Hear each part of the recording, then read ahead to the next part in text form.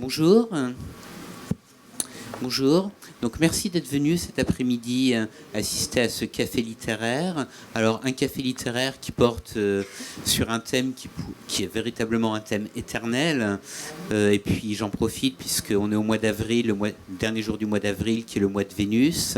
C'est donc le thème de l'amour, plus exactement, parlons d'amour. Alors, puisque l'amour peut avoir toute forme d'incarnation, toute forme de facette, c'est aussi l'amour littéraire, je ne résiste pas, avant de commencer à vous présenter les intervenants, à faire une petite citation. Alors, c'est tiré de la vie d'Henri Brulard de Stendhal. Stendhal écrit donc « L'amour a toujours été pour moi la plus grande des affaires, ou plutôt la seule ». Alors, c'est quelque chose qu'on pourrait peut-être aussi appliquer à la littérature dans la mesure où l'amour est peut-être le thème ou un des grands thèmes de la littérature. Donc voilà, tout ça sont des choses très connues, très convenues, mais ce qui va être très intéressant, c'est de voir la façon dont des auteurs contemporains s'emparent de ce thème, tissent des liens, des rapports, des passerelles avec des thématiques beaucoup plus classiques et finissent peut-être par projeter une image de l'amour qui serait nouvelle ou peut-être une image qui serait intemporelle. Alors pour en parler, nous avons donc de gauche à droite Abdelataya pour Celui qui est digne d'être aimé. Donc très rapidement, 2 mots sur le livre. Celui qui est digne d'être aimé se présente comme une succession de lettres, des lettres d'Ahmed, des lettres d'Emmanuel, une lettre d'Emmanuel, pardon, une lettre de Vincent également. Et il va s'agir avant tout d'un roman sur la façon dont, à travers l'écrit, on peut explorer une blessure, on peut tenter peut-être, ou peut-être pas d'ailleurs, on aura peut-être l'occasion de l'aborder, de l'exorciser. Et c'est aussi une façon dont, dans les rapports amoureux, s'invitent les rapports de force, dans la façon dont dans les rapports amoureux s'invite aussi la politique. Donc voilà, très rapidement. Ensuite, donc, nous avons également Arnaud Catherine. Alors Arnaud Catherine, vous êtes écrivain, vous êtes parolier également. Le livre sur lequel nous allons peut-être parler le plus, il s'agit d'un recueil de nouvelles, Pas exactement l'amour. Alors Pas exactement l'amour, donc une série de nouvelles dont je dirais qu'elles sont peut-être toutes des variations sur un même motif obsessionnel littéralement, puisque ce sont des variations sur l'obsession amoureuse, qu'il s'agisse d'un inventaire scrupuleux, méticuleux, qui tend à l'exhaustivité d'un rapport amoureux dans la première nouvelle, qu'il s'agisse aussi simplement du rapport énamouré d'un fan à son icône, qu'il s'agisse d'un amour interdit qui va ressurgir des années après, ou qu'il s'agisse d'une histoire de dédoublement. On est peut-être toujours dans cette idée de l'amour comme obsession, et évidemment aussi de la question littéraire qui nous préoccupe peut-être au premier chef. Comment écrire cette obsession? Et est-ce que cette écriture-là n'est peut-être pas toujours un échec? Mais un échec fécond, on aura l'occasion d'en parler. Et enfin, donc Claudie Hunzinger, donc pour L'Incandescente. Alors L'Incandescente c'est un roman d'amour, là encore. Rien d'étonnant jusque-là. C'est un roman qui se situe dans l'entre-deux-guerres. Alors c'est un roman, j'allais dire, atmosphérique au meilleur sens du terme, qui à la fois creuse le sillon des symbolismes, vous parlez de Maeterlinck entre autres, et du langage des fleurs, s'inscrit aussi dans tout cet imaginaire à la Verlaine, à la décadence, autour de la maladie, s'inscrit dans cette période qui était la période des garçons, mais raconte d'abord, comme le titre l'indique, une histoire d'amour brûlante, une histoire d'amour incandescente entre 2 femmes, Emma et Marcel, et une histoire d'amour qui est racontée par la fille d'Emma. C'est un roman donc qui va tenter, et qui réussit d'ailleurs très très bien, à tenter de cerner ce qu'est le désir, mais un désir qui dépasse simplement la question du couple, même la question d'amour social interdites, pour essayer de cerner le désir dans ce qu'il a j'oserais dire, de plus vénusien, de plus cosmique. Donc voilà, très très rapidement, pour cerner un peu les trois textes. Alors peut-être une première question, et je vais commencer par vous, Claudie Hunzinger, en vous lisant ce qui m'a beaucoup frappé, en lisant donc votre livre, qui est un livre du XXIe siècle, ce qui m'a beaucoup frappé, c'est la présence massive du conte, du merveilleux, de la magie. Alors on aura l'occasion d'en parler peut-être tout à l'heure aussi, du romantisme, mais en tout cas de choses qui tiennent à l'irrationnel, au conte et à l'enfance. Est-ce que vous éprouviez la nécessité, pour parler d'une relation amoureuse, d'un rapport amoureux, de reprendre les motifs, les thématiques du conte et du merveilleux? Ce n'est pas du tout quelque chose dont j'ai eu conscience. Peut-être cela fait-il partie de moi au point que je n'en ai pas conscience. C'est que l'enfance, oui, m'habite et qu'elle soit pour moi l'essentiel, oui. Peut-être parce que je me suis sentie très proche de Marcel de Zelleux, la petite Marcel, l'héroïne du roman, et qui dit nous les enfants de l'avenir. Voilà, c'est une petite Nietzschéenne, cette Marcel. Voilà, l'enfance aussi, enfin depuis la mienne, elle est là. Le conte et le merveilleux, peut-être est-il présent de façon forte et dérangeante. En tout cas, cela a été dérangeant pour mon éditrice. Au moment de la mort d'Hélène. Dérangeant dans quel sens? Au moment de la mort d'Hélène, quand dans mon manuscrit j'avais écrit que Marcel ne supportait pas qu'Hélène, une des 3 jeunes filles atteintes de tuberculose et qui se trouve au Sana, morte, qu'elle lui jette des fleurs à la figure en lui disant « on n'a pas idée de mourir si jeune ».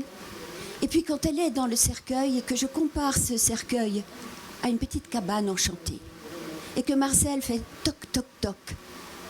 Hélène, tu m'entends, tu n'aie pas peur. Cette scène a paru très très dérangeante. Et je crois que c'est parce que c'est justement l'anticonventionnalité des enfants qui est là. On a voulu l'enlever. J'ai refusé. D'accord, donc une dimension subversive de l'enfance. Exactement, c'est ça. C'est la dimension subversive de l'enfance qui est là. Et Marcel, c'est ça. Alors cette dimension subversive-là, elle peut être celle de l'enfance, elle est peut-être celle plus largement des grands mythes amoureux, et peut-être même de cette façon qu'a toute histoire d'amour, que ce soit aujourd'hui au XXIe siècle, à l'époque de Mythique, de Tinder, de Welbeck, qu'il y a 10 siècles, cette façon de se rattacher au mythe, à l'archaïsme.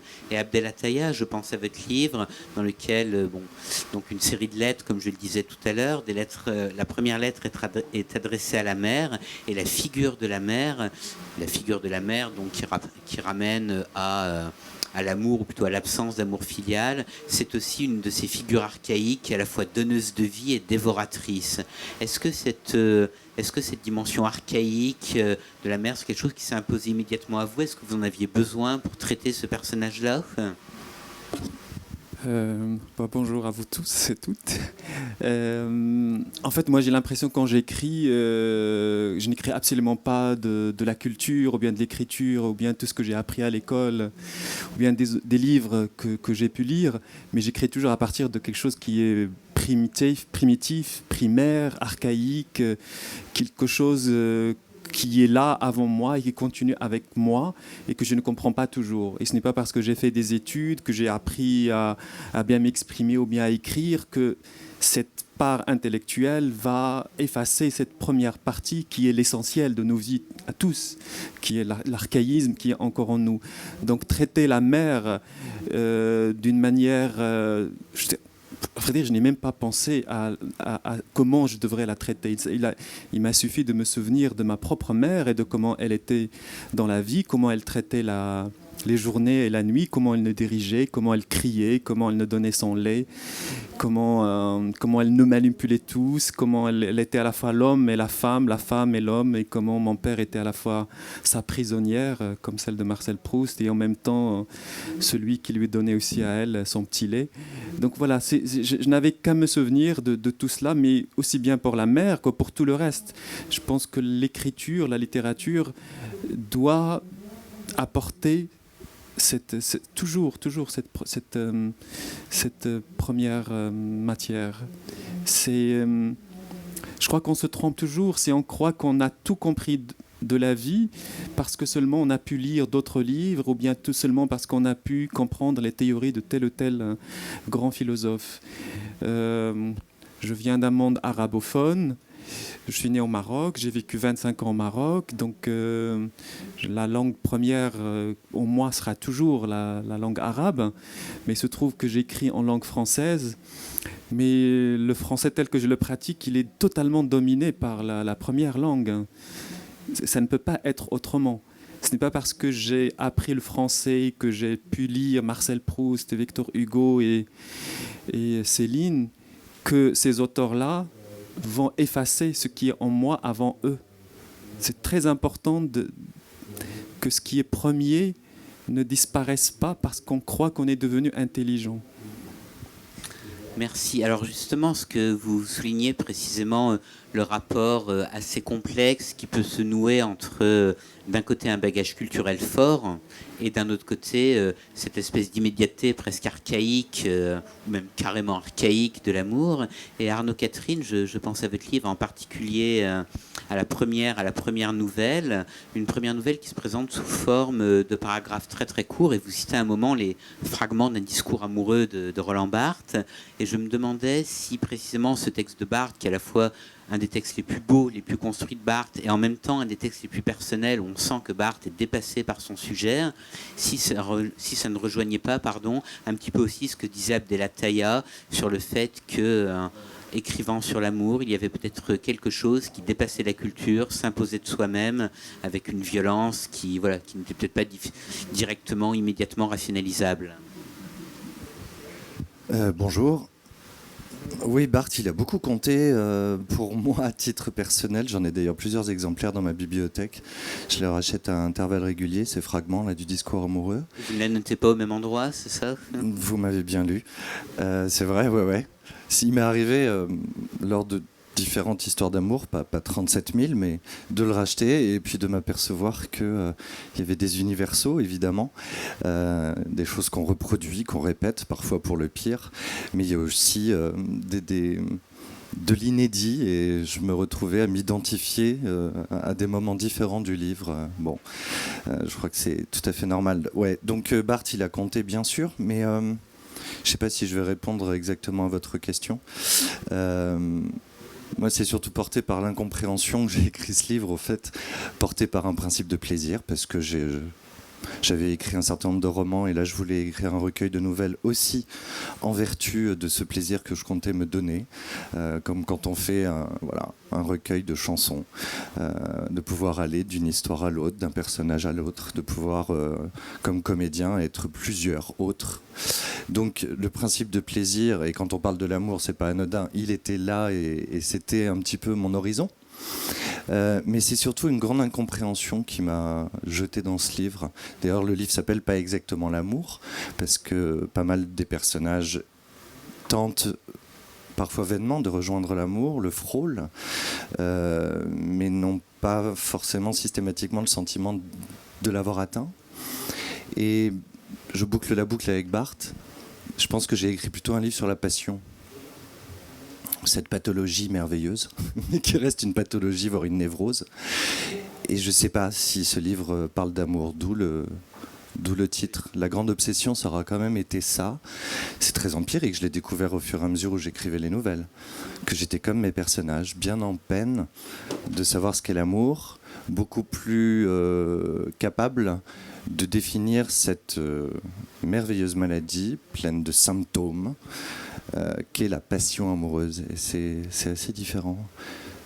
Justement, vous parlez de passion amoureuse, et ça me renvoie au livre de Claudia Hunzinger, surtout la façon dont vous le décrivez, puisque la passion amoureuse, vous employez cette expression à un moment, la folie d'amour, et puis, alors comme vous l'avez dit tout à l'heure, et on peut peut-être le rappeler, l'incandescente, c'est quelqu'un donc à la fois qui se consume d'amour, mais c'est aussi la consomption, comme on disait autrefois, c'est-à-dire la tuberculose, le sanatorium. Donc je me demande, alors j'avais une question un peu naïve, un peu bête et méchante, mais à l'époque de Michel Houellebecq, de Tinder, bref, de cette espèce de grands désabusement et de grandes foires capitalistes à l'amour, reparler de la passion comme d'une maladie d'amour, est-ce que ce n'est pas un peu un anachronisme ? Je pense que Marcel parle de la passion et de l'amour, mais comme d'une fièvre. il y a le mot fièvre est là tout le temps et le mot brûlure aussi. Ça commence par une fièvre de vie. Elle a 17 ans, 18 ans.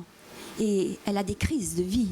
Et elle parle de fièvre de vie, elle est entièrement enfiévrée. Et cette fièvre de vie se transforme en fièvre d'amour. Et la fièvre d'amour se transforme en fièvre tout court, à la tuberculose. Oui, maintenant, je crois que ce qui m'a intéressé beaucoup dans la recherche de ce petit fantôme qui était Marcel et que j'ai trouvé au fond de l'être, c'est la façon justement dont ces jeunes filles, très jeunes filles, parlaient d'amour. Il y a une phrase de Marcel qui est, telle quelle je la cite, « Je vous aime, Emma ».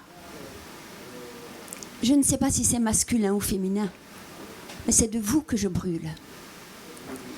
Et cette façon qu'avaient ces jeunes filles dans les années pile avant 30, pile avant la Grande Dépression, entre 25 et 30, de parler d'amour et de vouloir échapper au ghetto du genre, c'est quelque chose qui m'a paru, non pas derrière nous, mais devant nous.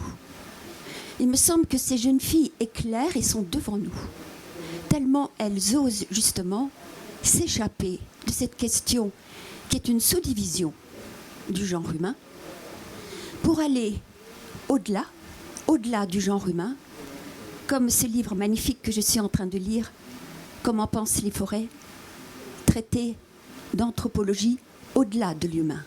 Donc, elles vont au-delà de l'humain. Et c'est au-delà de l'humain, je pense, qu'est notre avenir.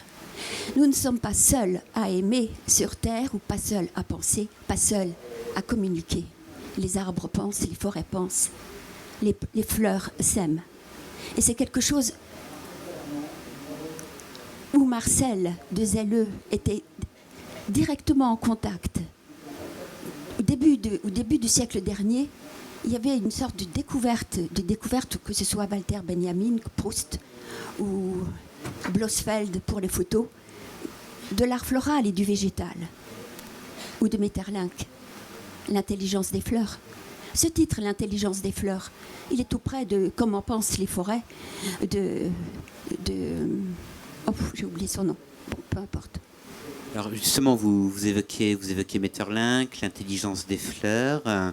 Il y a quelque chose qui circule d'un élan vitaliste. Oui, oui. Et alors vous répétez quand vous parlez de Marcel 2 L-E, vous précisez bien l'orthographe, Oui. parce que d'une part il y a un Marcel avec un seul L, C'est ça. et d'autre part il y a aussi un de vos chapitres qui s'appelle La prisonnière. Donc il y a aussi Marcel Proust. Tout à fait, c'est voulu. Oui. Et il me semble, et ça m'amène à Abdelataya, vous parliez de la nécessité de dépasser le genre humain, et quelque chose que va chercher Ahmed, ou plus exactement un obstacle sur lequel achoppe le personnage d'Ahmed, c'est, alors je cite de mémoire, c'est la peau d'homosexuel dans laquelle il est emprisonné. Il y a comme une volonté, j'ai l'impression, chez Ahmed aussi, de dépasser les classifications, les genres, et peut-être que la douleur du personnage, le mal-être profond du personnage tient aussi à cette impossibilité de dépasser ce carcan-là. Ahmed est un personnage marocain qui est venu à Paris, qui a cru qu'il allait obtenir toute la liberté dont il avait besoin en tant qu'être humain d'abord. À Paris, il se rend compte qu'en fait que non, que même en tant qu'homosexuel, il n'est pas totalement libre et que Paris ne lui a pas donné la liberté à laquelle il aspirait, tout simplement parce qu'il est arabe et parce qu'il est musulman, etc. Et que lui-même, il ne s'est pas totalement débarrassé de certaines choses qui l'emprisonnent depuis sa première terre. Mais je voulais vous raconter quand même autre chose, que ce livre est basé d'abord sur une histoire d'amour. C'est ce qui m'a une histoire d'amour que j'ai eue il y a très longtemps quand j'étais étudiant pour un postier à la poste de Rabat. Je faisais mes études à l'université de Mohamed V et au centre de Rabat, donc pour aller reprendre le bus pour rentrer chez moi de l'autre côté du fleuve à Salé. Il y avait un postier dont j'étais amoureux et donc je n'avais pas de lettre à poster, mais je passais tout le temps dans cette poste juste pour le voir. Et là, j'ai découvert qu'il y avait plein de gens qui venaient de tout le Maroc et qui venaient à Rabat pour des choses administratives, pour les ministères, parce que c'est le centre du Maroc, et qui était perdu à Rabat. Donc, comme moi, ces gens, des campagnards la plupart du temps, et lettrés la plupart du temps, ils étaient là dans cette poste, la poste centrale de Rabat, et ils cherchaient quelqu'un pour les aider, pour leur écrire des lettres. Et donc, moi, j'y allais pour juste voir le monsieur postier derrière son guichet, parce que j'étais très amoureux de lui. Moi, il me suffisait juste de le voir, et je faisais la queue, voilà, comme ça, je me rapprochais là, de plus en plus à côté de lui, mais finalement, je ne lui parlais pas. Et petit à petit, je pense que les gens ont commencé par me reconnaître quelque chose de familier en moi, comme si j'étais l'être perdu, amoureux, fou de quelque chose d'impossible, mais en même temps vrai, puisque l'homme était là devant moi. Et donc, ces gens ont commencé à me demander de leur écrire des lettres, de les aider à remplir soit des formulaires, ou bien d'écrire des lettres en arabe ou en français pour des ministères au Maroc, s'adressant à des ministres. Et plusieurs fois, c'était des lettres qui s'adressaient au roi du Maroc, le roi Hassan II à l'époque. Donc, j'ai écrit plein de lettres devant le monsieur dont j'étais amoureux, qui était pas loin. Voilà, au roi Hassan II, on avait plein de discussions. C'était en 92, 93, 94. Le Hassan II est mort en 99. Donc on s'adressait, mais on se disait comment il faut s'adresser à Hassan II. Qu'est-ce qu'il faut lui dire? Est-ce qu'il faut lui dire cette expression? Et est-ce qu'il... les formules, comment on pourrait toucher le cœur de Hassan II pour que finalement les requêtes de ces gens tellement abandonnés par le système au Maroc, tellement abandonnés par le roi lui-même, et qu'ils éprouvent le besoin de venir jusqu'à Rabat et trouver quelqu'un comme moi, amoureux perdu d'un homme. Et je trouvais toujours ça beau, que moi, le PD pestiféré, par toute une société, aide ces gens, et que mes mots, mon écriture arrivait, peut-être, en tout cas je l'espérais, pour eux et pour moi, jusqu'aux yeux de Hassan II.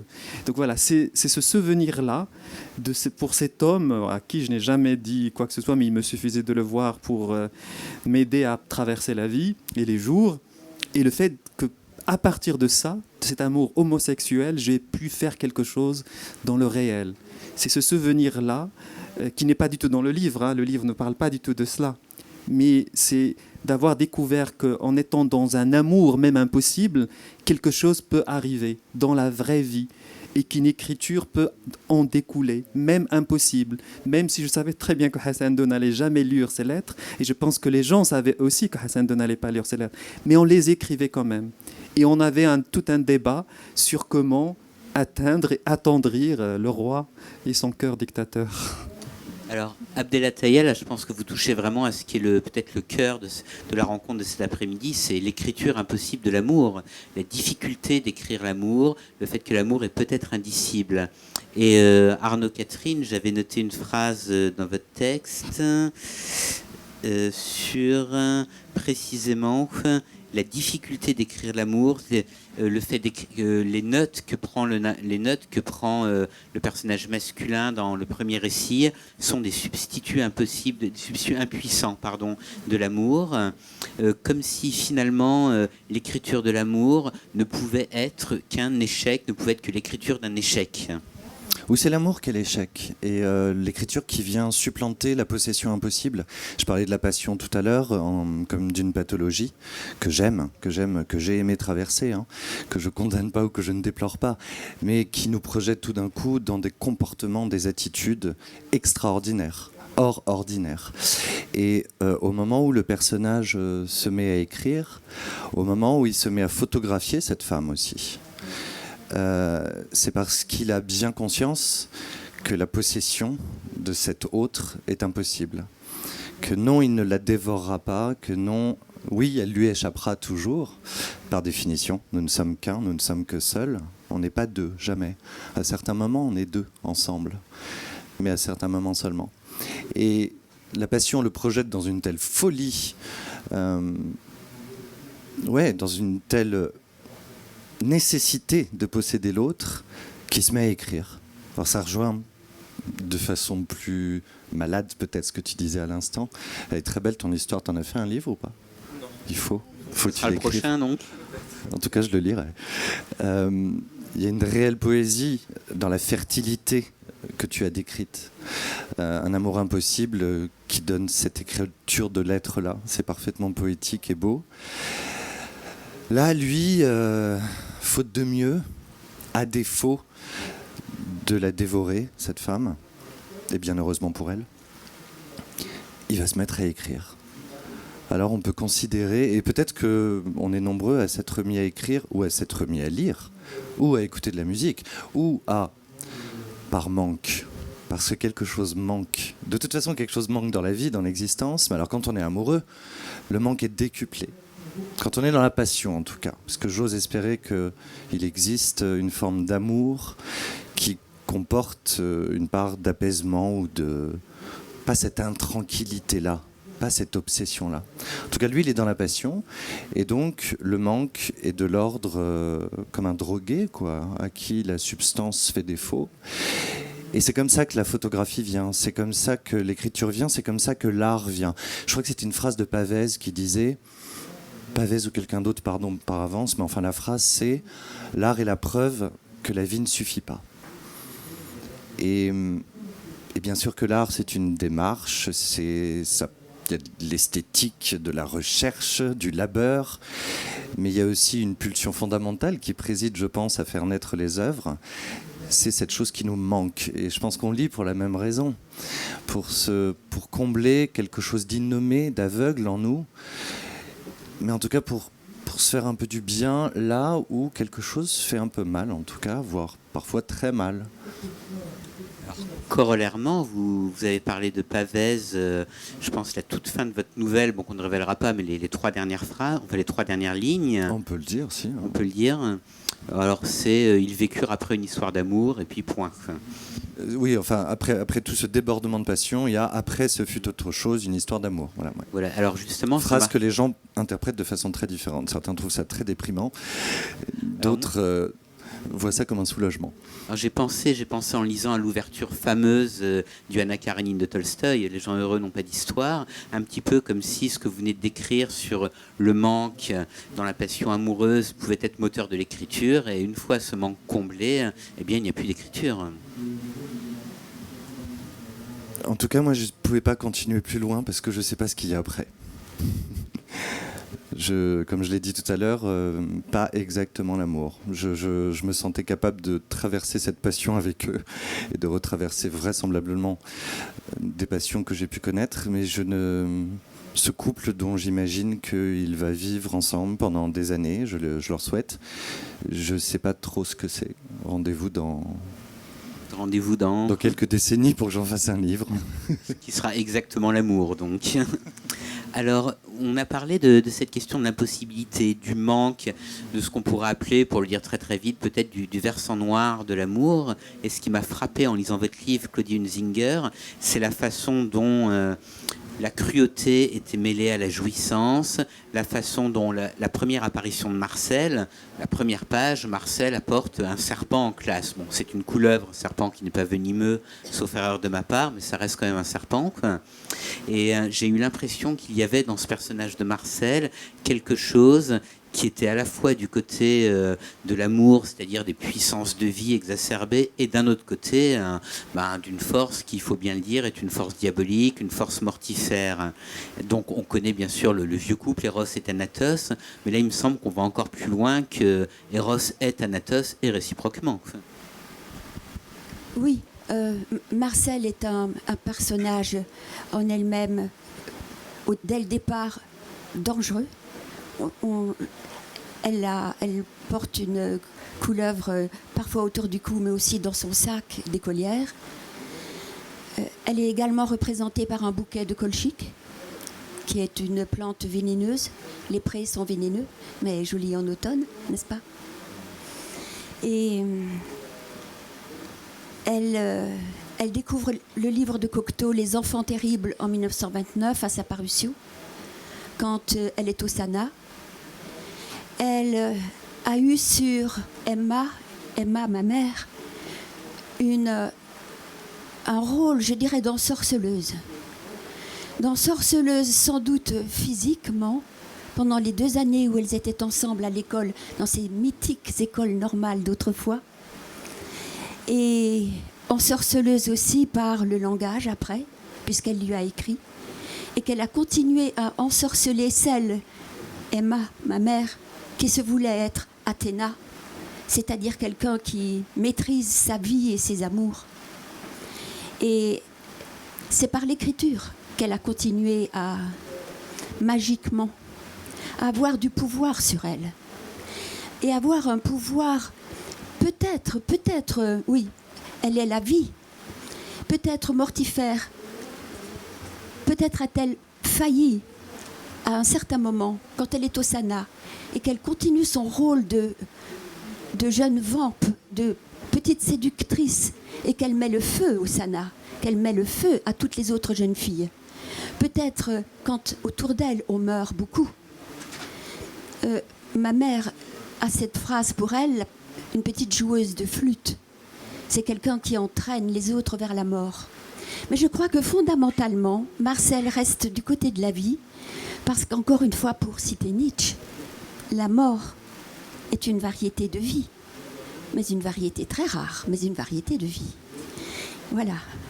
Très belle citation. Et pour poursuivre un petit peu, vous parlez d'ensorceleuse, je dirais presque nécromancienne, dans la mesure où un des textes que lisent ensemble Emma et Marcel, c'est le fameux chant 11 de l'Odyssée. C'est la nécromancie, l'invocation des morts. Tout à fait. Oui, ça m'a beaucoup frappée. Et si Marcel, qui a été obligé de quitter l'école normale et qui n'a pas pu continuer ses études comme Emma, et qui, à 18 ans, s'est retrouvée en maternelle comme professeure, enfin institutrice de tout jeunes enfants, les raisins étaient trop verts pour elle. Donc les livres et la littérature, elle les a barrés. Ils étaient hors d'atteinte. Elle les aimait, mais ils étaient hors d'atteinte. Alors elle s'est tournée du côté des sens, et pour s'opposer, elle a opposé l'univers et son monde à elle, le monde des sens et des sensations, face à celui d'Emma, ma mère, qui était le monde de la littérature, de la culture, et où l'on s'augmente soi-même en poursuivant ses études. Mais il y a un livre qu'elle a emporté, qu'Emma lui avait offert. Emma s'était achetée en 1923-24, parce que je les ai encore, je sais que c'est 23-24, les 3 tomes de l'Odyssée, et traduit par Guillaume Budet, une belle collection ocre, couleur de sable. Et c'est ce livre-là seulement qu'elle emporte au Sana. Alors, mais l'Odyssée, c'est pareil. Il y a Nausicaa et Ulysse sur le sable et leur rencontre. Mais il y a surtout ce chant 11. Le chant 11 de l'Odyssée qui hante Marcel, qui hante le livre, qui est là absolument présent, et qui est un des récits les plus gore qui soit, et les plus violents qui soit. C'est Ulysse qui aborde sur l'île, parce qu'il faut qu'il aille rencontrer le devin et divin Tirésias pour savoir quel sera son avenir, son destin. Et il aborde avec ses compagnons sur l'île des enfers et l'île des morts. C'est aussi le tableau de Böcklin, l'île des morts. Et là, il faut le relire. Je vous engage à le relire. Les morts, il faut d'abord qu'il sacrifie une génisse. Donc Ulysse sacrifie un peu trop vite une génisse, parce qu'il y a des têtes de morts, mais molles, comme les montres molles sur le sable. Et déjà, ça fait peur. Donc il sacrifie vite une génisse, Ulysse, et les morts se relèvent et l'entourent et lui réclament encore plus de sang noir, le sang noir des sacrifices. Voilà, c'est quelque chose qui hante le livre, parce qu'effectivement, oui, la mort est là, mais la mort vécue par de très très jeunes filles. Ce qu'il y a d'étonnant, c'est que ce sont des jeunes filles, elles sont 3-4. La 4e gamine du roman, c'est la narratrice, c'est-à-dire c'est moi, qui ai découvert Marcel quand j'avais son âge, à 15-16 ans.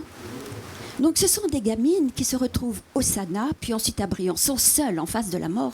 Où sont les parents? Il n'y en a pas. C'est tout à fait invraisemblable. Elles sont seules. Et à Briançon, elles sont seules. Et face à la mort de leurs autres amis, les parents arrivent. Quand la fille est morte, les parents arrivent. Mais elles sont là et elles sont face à cela, qu'elles vivent. Peut-être là, en effet, on rejoint le conte. On rejoint le conte, mais on rejoint aussi l'Odyssée.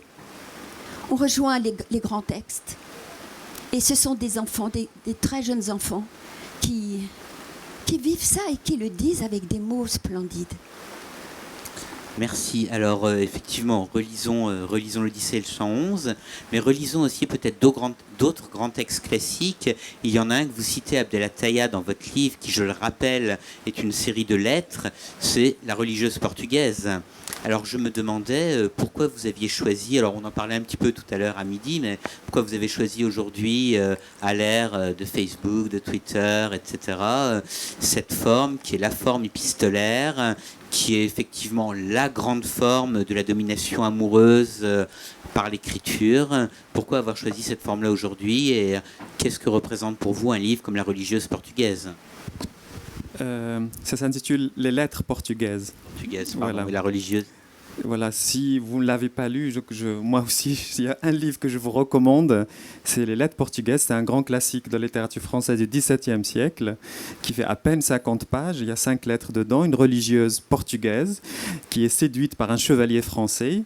Le chevalier l'abandonne, elle lui écrit 5 lettres pour lui raconter cet amour, cette passion, mais en même temps pour essayer de le manipuler, essayer de le reconquérir et essayer de lui jeter une forme de sorcellerie. Je vous rejoins parfaitement là, ce que vous disiez tout à l'heure, à travers les mots. C'est-à-dire que les mots ne soient pas simplement de l'écriture, de la littérature destinée à je ne sais quelle postérité, mais que les mots même de ces lettres soient de l'ordre du mal qui fera du bien peut-être.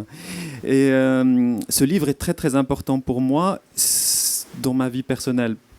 Pour continuer l'histoire de tout à l'heure, donc après la poste, la poste centrale de Rabat.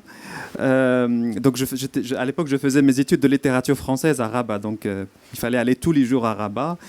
Il fallait avoir l'argent pour y aller. Donc il n'y avait pas d'argent, donc je ratais les cours. Et donc j'avais absolument pas d'argent pour acheter des livres ni quoi que ce soit. Donc de temps en temps, je les volais. Et de temps en temps, je tombais parfois sur des livres comme ça par hasard. Et les lettres portugaises, je suis tombé sur ce livre par hasard. Et je ne sais pas pourquoi je me suis dit c'est un livre qui doit être pour moi. Et c'est le seul livre que j'ai lu de ma vie. En le lisant, d'abord, en le lisant, j'avais l'impression que c'était moi qui parlait. Il y avait comme une définition de mon être spirituel, de mon être compliqué, de mon être maléfique, de mon être amoureux. Et comme si quelque chose de moi existait déjà au XVIIe siècle, très français, mais qui se réincarnait chez le petit pauvre que j'étais à l'époque en 93-94 à Haït-Salam au Maroc. Et en terminant ce livre, et c'est la seule fois de ma vie qu'un tel livre a eu à ce point-là une influence sur moi, direct, je me suis mis à écrire des lettres à tout le monde. Donc après avoir aidé les autres à écrire des lettres à Hassan II et à d'autres ministres, je me suis mis au sens propre à écrire des lettres à mes frères, à mon père, à mes professeurs, même à mon professeur de mathématiques au collège, monsieur l'Andalousi, l'Andalou, qui m'avait donné tellement de plaisir érotique, mais de loin. Je me suis dit, par exemple, voilà quelqu'un qui a compté tellement de fois, tellement dans ma vie, mais je ne peux pas aller jusqu'à la mort sans lui dire ce que ce monsieur-là apprenne cette chose quand même importante. Donc je me suis mis à écrire en arabe, monsieur Al-Andalousi, j'étais votre élève, et pendant toutes ces années, en vous regardant avec vous djellaba et tout ça, en ne comprenant rien à ce que vous disiez de mathématiques, il y avait tout cela qui passait entre vous et moi. Les lettres portugaises m'ont donné cette autorisation sublime et aucune autre œuvre n'a eu une telle influence sur moi. Je me suis senti autorisé à parler à tout ce monde, à faire des mots pour tous ces gens autour de moi. Pas pour faire de la littérature. Parce que je pense que le plus dur dans la vie, c'est qu'il y a tellement de choses entre nous, les êtres humains, mais malheureusement, les constructions sociales, politiques, nous empêchent de se dire ce qu'on doit se dire. Et on passe notre temps à se raconter des bobards et à respecter les conventions malgré nous. Et ce qui fait que l'essentiel n'est pratiquement jamais dit ou de la manière qu'il est attendu. Donc, quand j'ai eu l'idée du livre, celui qui est digne d'être aimé, il était essentiel que ce qui m'a sauvé moi à un moment donné dans ma vie, qui m'a ouvert plus à la vie, qui m'a amené à l'écriture, mais d'une manière directe, dans la vie même. Je n'avais aucun désir d'être écrivain. Je n'ai jamais rêvé de devenir écrivain, et encore moins un écrivain en langue française. Parce que, je ne sais pas si vous imaginez, mais pour un pauvre Marocain, le français, c'est l'inaccessible. C'est la langue des riches, la langue des Lilith, c'est la langue de ceux qui vont à la mission française. Certainement pas pour un pauvre. Donc rêver d'écrire, rêver de devenir écrivain, non seulement ce n'était pas destiné aux pauvres, et encore moins écrire en langue française. Mais il se trouve que ce livre, donc les lettres portugaises, m'a donné l'écriture dans ma vraie vie, dans ma vie avec les êtres avec qui j'étais en conflit, avec qui j'étais en violence, vers qui je voulais aller en sorcier, en sorcière, et il fallait leur dire tout cela. Il y a toujours un truc qui nous empoisonne tous la vie, le cœur et l'esprit, c'est qu'il y a toujours le trop tard, il faut qu'on dise des choses, il faut qu'on parle, et puis on se rend compte toujours trop tard. Et moi, je serai toujours reconnaissant à ce monsieur qui a écrit les lettres portugaises. On sait maintenant comment il s'appelle, Gairag, parce que pendant longtemps, on croyait que c'était un livre anonyme, qu'il n'y avait pas d'auteur, mais on en sait que l'auteur s'appelle Gairag, mais ça fait même pas, je crois, 20 ou 30 ans qu'on le sait. Je serai reconnaissant à ce monsieur jusqu'à la fin de mes jours, parce qu'il m'a pris la main, il m'a dit oui, tu peux écrire à ces gens, et même s'ils sont scandalisés par ton homosexualité, c'est pas grave. Il y a autre chose dans la vie que le scandale. Merci. Alors justement, on parle d'écriture ici. Donc on a parlé d'écriture au sens littéral du terme. On pourrait peut-être parler d'écriture au sens un peu plus métaphorique du terme. Et je pense à votre livre Arnaud Catherine, où dans certaines nouvelles, le rapport au corps de l'autre est un rapport à un texte. Je pense en particulier à la première nouvelle, avec des focalisations sur des détails, avec la femme qui lit ou qui trace quelque chose sur le corps de l'autre. Finalement, le rapport amoureux est un rapport d'écriture, et réciproquement peut-être. Comment vous répondre ? Surtout, moi, ce qui m'occupait dans l'écriture de ce livre, dont j'avais conscience et dont je voulais qu'il ne parle que d'amour, c'était de me défaire des chansons d'amour. Il y a de très belles chansons d'amour, mais il y a aussi les mots bleus, il y a aussi des choses douces comme ça, mais qui ne sont plus que stéréotypes, qui sont des mots usés. Alors c'est ça qui était le labeur du livre. J'ai dit tout à l'heure qu'il y avait beaucoup de plaisir, mais il y avait aussi le labeur consistant à se dire que je m'attelais à la chose sur laquelle on a le plus écrit.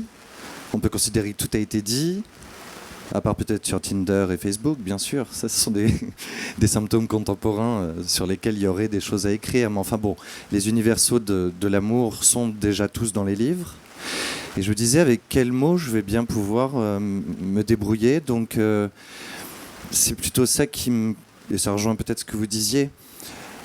Quel choix de mots, quel détail du corps, quel travers, dans quelle partie de la pièce ou du corps de l'autre l'obsession vient se nicher. Comment j'ai du mal à en parler, mais en fait, comment me défaire du stéréotype et, je ne veux pas dire écrire un texte qui allait tout révolutionner et qui serait de l'ordre d'un inédit, pas du tout, mais essayer de parler avec une voix, en tout cas, qui sache se défaire des mots bleus. Et c'est assez intéressant et parfois décourageant. Mais du coup, ça explique peut-être, j'ai l'air de me perdre, mais je repense à votre question, ça explique pourquoi il y a tant de détails dans ce livre. Parce que les situations, parce que les paroles, on connaît tout ça. Je ne sais pas si c'est le diable que j'ai été trouvé dans les détails, mais en tout cas, je sais qu'il y a beaucoup de plans extrêmement serrés et que c'est la façon que j'ai trouvée pour essayer d'attraper la passion et l'amour sans verser dans des plans-séquences d'un romantisme éculé. Et voilà. Violon et... Ouais. Alors peut-être justement cette question du détail dont vous parlez, moi en vous lisant, j'ai pensé assez souvent j'ai pensé assez souvent à des façons, à des inventaires, des espèces d'inventaires un peu péréquiens. Et je me disais, ben voilà, là, il énumère, il égrène un peu telle ou telle partie du corps, ou alors telle expression de tel personnage. Et peut-être que l'énumération, le fait de tout noter, comme dit le personnage dans la première nouvelle, c'était peut-être aussi un moyen d'échapper à l'emphase, à la sensiblerie. Oui, peut-être. Après, tout noter, tout inventorier, j'y avais renoncé dès le début de l'écriture du livre. C'est pourtant ce que dit le personnage, il faut tout garder. Oui, oui, mais je le laisse à son obsession. Bien sûr que je me suis identifié à lui, je faisais corps avec lui, mais j'étais aussi l'artisan qui tirait les ficelles. Et ce qui m'a permis d'écrire très librement ce recueil de nouvelles, c'est que je n'avais aucun souci d'exhaustivité. Ça, c'est Barthien aussi. Hein. Qu'est-ce qu'on est soulagé le jour où on renonce au grand tout et où on sait que notre vie ne sera qu'une partie, on ne lira qu'une partie de la littérature. Et voilà, il suffit de trouver son désir. C'est déjà un horizon bien ambitieux. Alors voilà, moi j'ai essayé de trouver mon désir dans ce livre et j'ai écrit une vingtaine de nouvelles, je crois. J'en ai, comme mes camarades font en chanson, j'en ai écarté 8 ou 9.